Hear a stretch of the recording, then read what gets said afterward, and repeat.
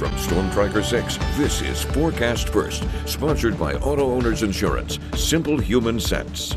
It has been a bitterly cold and snowy day for portions of mid-Michigan. The bulk of the lake effect snow right along 96 heading through Lansing and then on towards the east, and that's where it will continue. A winter weather advisory is in effect now from Ingham County westward until 7 o'clock on Tuesday evening, and we've also got a cold weather advisory, and that is in effect until Wednesday at noontime.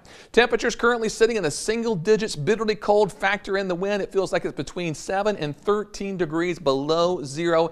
And it's going to get colder tonight and into tomorrow. Tonight's forecast off and on snow showers through the overnight, 5 degrees below zero tomorrow morning. Wind chills could approach 20 degrees below zero. We'll have more on the cold snap and the snowfall forecast. 6 News at 5:30 starts right now.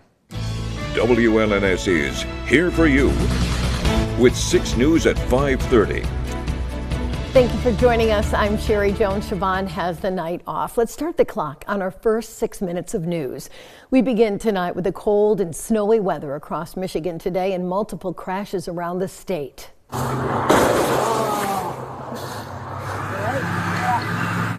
Now, this happened around 5:30 this morning on I-94 near Galesburg, and according to a social media post from the Kalamazoo County Sheriff's Office, first responders were on the scene of one crash when a car suddenly crashed into a Comstock fire and rescue truck. The Sheriff's Office says the driver said he just couldn't stop in time. He was taken to a hospital with minor injuries. The Sheriff's Office calls it a reminder to drive carefully near emergency scenes. And in Kent County, several vehicles crashed at the junction of I-96 and US 131 today. This video from the Michigan Department of Transportation shows the pileup near Walker. Now, the Michigan State Police say there were about 15 vehicles and 2 tractor trailers involved, while reporters from our sister station at Wood TV in Grand Rapids reported ambulances on the scene. The MSP says there were no serious injuries. Well, staying in Kent County, a jury on Friday convicted a third person in the killing of a man 2 years ago who was out walking his dog at the time. 19-year-old Omarion Dixon in Grand Rapids is facing life in prison when he's sentenced in the next couple of weeks. Prosecutors say Dixon, along with 2 other people, shot and killed 20-year-old Julius Height. A 15-year-old boy was also injured but survived. The 2 other people involved, Cartier Lawrence Murray and Jameer Blakely, pleaded guilty in September. In southeast Michigan, James Smith of Monroe is behind bars tonight, charged with fleeing and eluding and driving while intoxicated, stemming from a crash and a chase that left a deputy's car in the River Raisin. Officials say it happened at 11 p.m. Saturday night, just northeast of Monroe. Deputies tried to pull over the 69-year-old, and he allegedly didn't stop. During the chase, one of the deputies' cars went off the road and into the frozen river. The deputy was briefly trapped, but was able to free himself. Smith was arrested. He and the deputy were treated at a local hospital for minor injuries. Smith remains in jail on a $5,000 bond.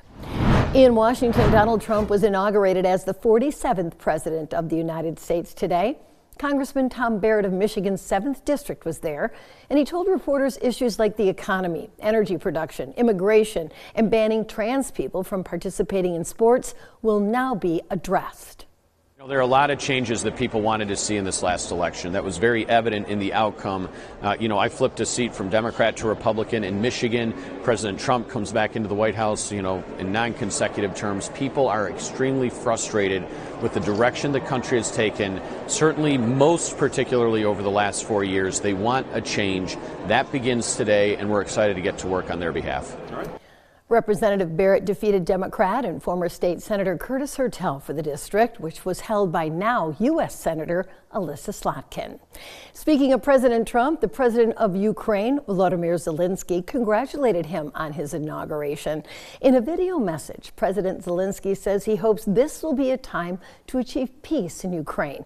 His country has been battling a Russian invasion for almost 3 years now. President Trump said several times on the campaign trail that he has a plan to end the war, but so far hasn't offered any details. In Hungary, President Trump's supporters in that country gathered outside the U.S. Embassy in Budapest today to watch the inauguration. Hungarian Prime Minister Viktor Orban is a friend and supporter of the president. The Prime Minister earlier today said President Trump's administration will set off a second wave of massive right-wing political change in Europe, launching what he called an offensive to occupy Brussels, the seat of power for the European Union. Well, staying in Europe, the annual gathering of the world's financial elite, the World Economic Forum, began today in Switzerland.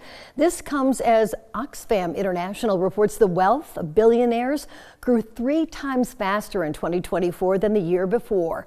The organization also predicts at least 5 trillionaires will be made over the next decade. Oxfam says at least 4 new billionaires were minted every week last year.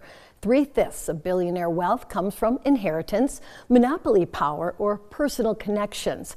By contrast, World Bank data shows the number of people living on less than $7 per day has not basically changed since 1990. In Spain, officials say 30 people were hurt when they fell from a chairlift at a ski resort on Saturday. Witnesses say they saw the cable come off the track, causing the chairs to jump, throwing people to the ground. About 80 people were trapped on the lift as well. The cause of that malfunction is now under investigation. Well, back here in Michigan, a native tree could unlock the secret to protecting apples from cold weather damage.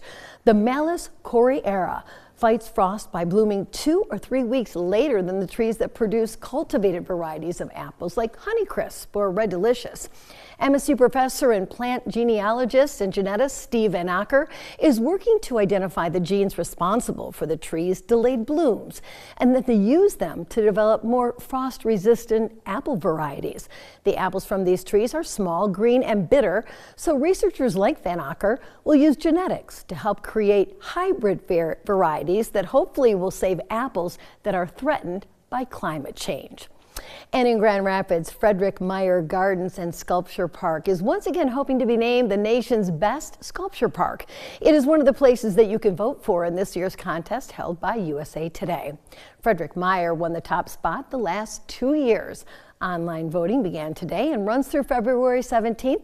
You can vote once a day, and to do that, just head to the Scene on 6 section of our website, WLNS.com. And David, I really enjoy visiting the Meyer Gardens in the summer and the winter, and this year I actually took our family to Enlighten, which is a wintertime activity, and they have all these lasers and there's interactive exhibits. It's beautiful. I'm going to have to try that. You should. I was just watching the video, absorbing what looked like really warm weather, you know. I was looking at that too. It's like, oh wow, we're a long way from that. Yeah, anything but today, and it's going to get even colder tomorrow and more snow showers on the way. All right, thanks, David. Well, kids and others